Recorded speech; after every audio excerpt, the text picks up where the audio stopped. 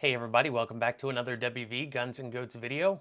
Now I know it seems like I've been doing a lot of flashlight reviews recently, but you know, it is dark for about half of the hours in a 24-hour day, and it's important to be able to see after the sun goes down. And flashlights, well, they keep improving over the old days of mag lights, the early days of Surefires. 60 lumens just seems so low nowadays when you have lights like this one that put out 3,000 lumens. Yes, this should be a super bright light. This is the PT16A by the company Brinyte. And Brinyte reached out to me and offered to send me this light for this review.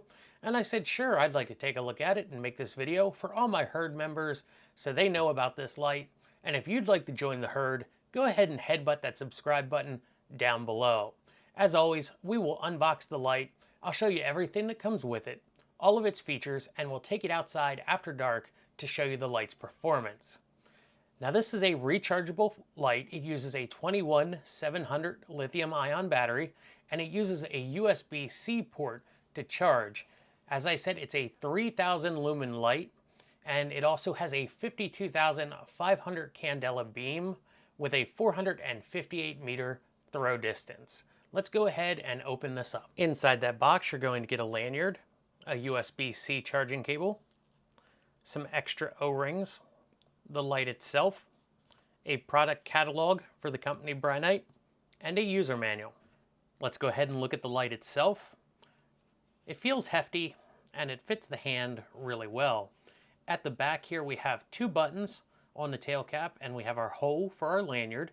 We also have another lanyard hole here in this piece right here, and that, I believe, is so you can grip it like that if you want to use your thumb to activate the buttons on the tail cap, or if you set the light down, well, it's not going to roll away easily.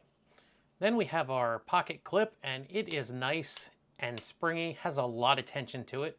Here's a button on the side of the light as well, and if we press it right now, well, it's just going to flash at us and let us know that the light has charge to it. Up front here, we have these three little tungsten steel beads. Those are glass breaker beads. I don't have a piece of glass to test it with, so we'll take the company's word for it. Also have a really bright, high polish reflector down in there. Remember how I said that this button doesn't do anything right now?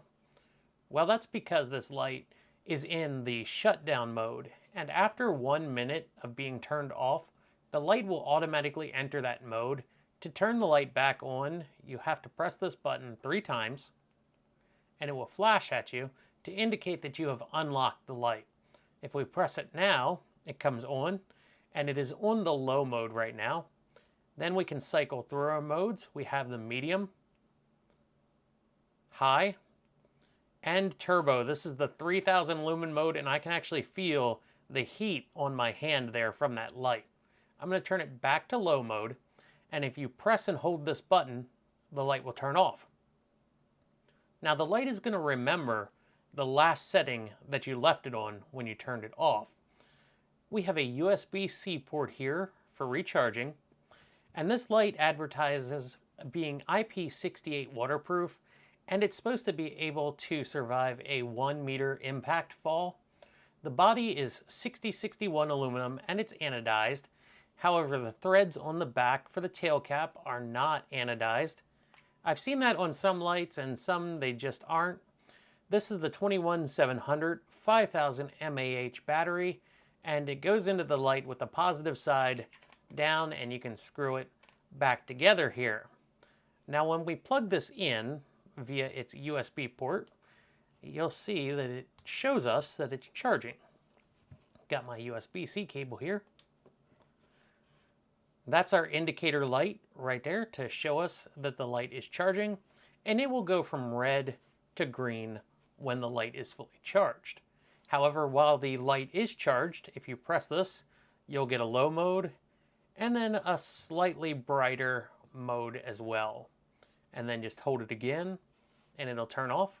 So you can actually use this light while it's plugged in and being charged. So we have charged this light a little bit so we can go through all the different modes and functions. Remember how I said this had 4 different brightness settings? Well, let's go through the actual lumen amounts now. The low mode is 5 lumens, 300 hours of runtime. Press it again, 120 lumens with 20 hours of runtime. Then we have 900 lumens and just 10 minutes short of 4 hours of runtime.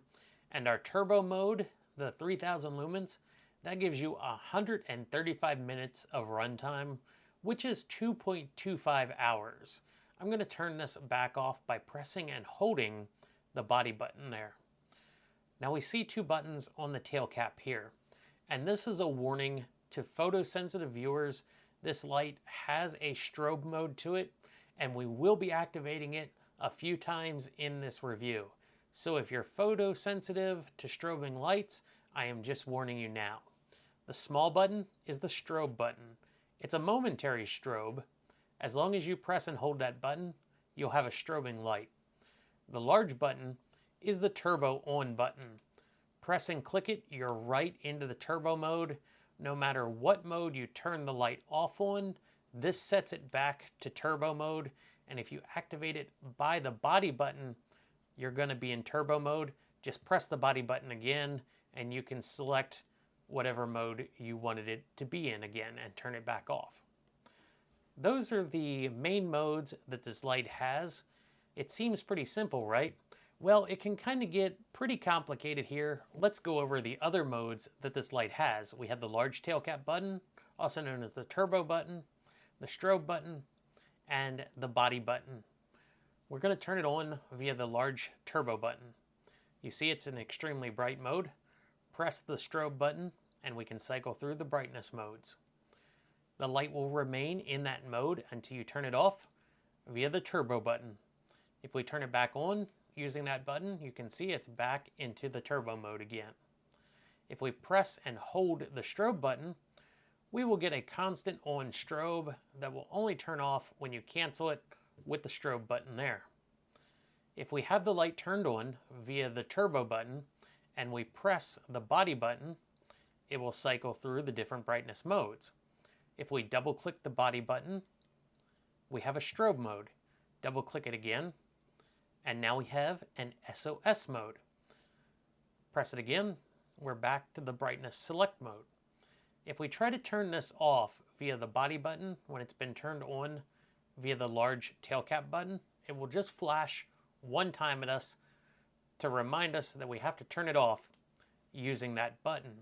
So that is all the modes that this light has, and if you have trouble remembering them, it's actually laid out in the manual for you. What we're going to do next is we're going to take this outside after dark and see how it performs. So here we are outside after dark. The targets that you see ahead of you are at 25 yards. We are going to go through the different modes on the Brinyte PT16A for up close shots, and then we will switch to the distance shots. We're going to start with low mode, medium, high, turbo. Photosensitive warning, we are going to test the strobe out.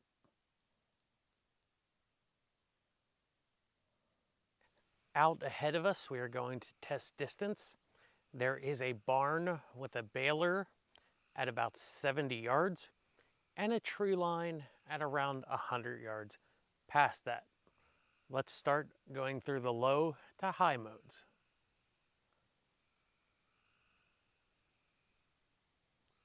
Medium,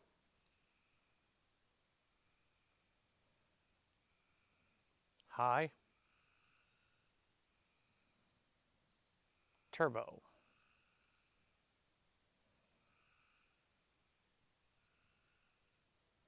What I'm going to do next is I'm going to go about 80 yards out and I'm going to shine the light back at the camera. This is the low mode, medium, high,